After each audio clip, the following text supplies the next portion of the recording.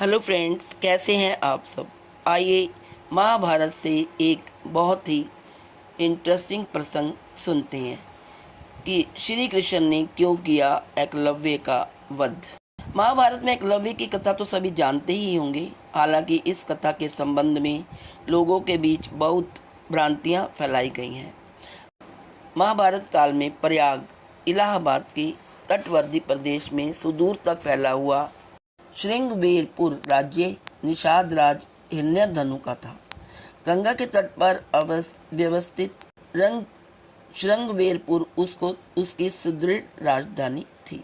एक मान्यता के अनुसार वे श्री कृष्ण के चाचा का पुत्र था, जिसे उन्होंने निषाद जाति के राजा को सौंप दिया था।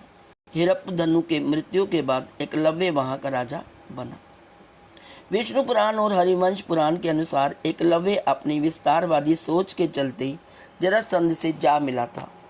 जरासंध की सेना की तरफ से उसने मथुरा पर आक्रमण करके यादव सेना का लगभग सफाया कर दिया था।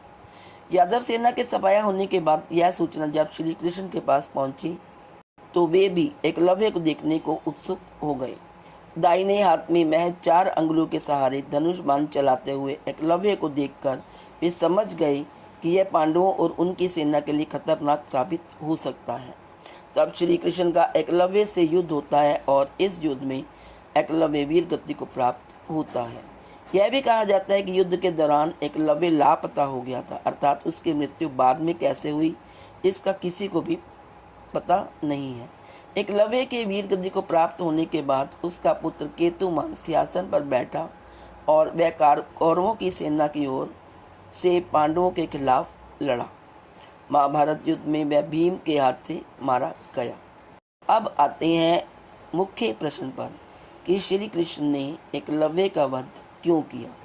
श्री कृष्ण ने एकलव्य का वध इसलिए किया क्योंकि वे धर्म का साथ नहीं दे रहा था। अधर्मी राजा जरासंध की तरफ से युद्ध कर रहा था और श्री कृष्ण का तो धरती पर अवतरित होने का कारण ही अधर्म को मिटाना था। इसलिए उन्होंने वही किया जो धर्म के लिए सार्थक था। जय श्री कृष्ण।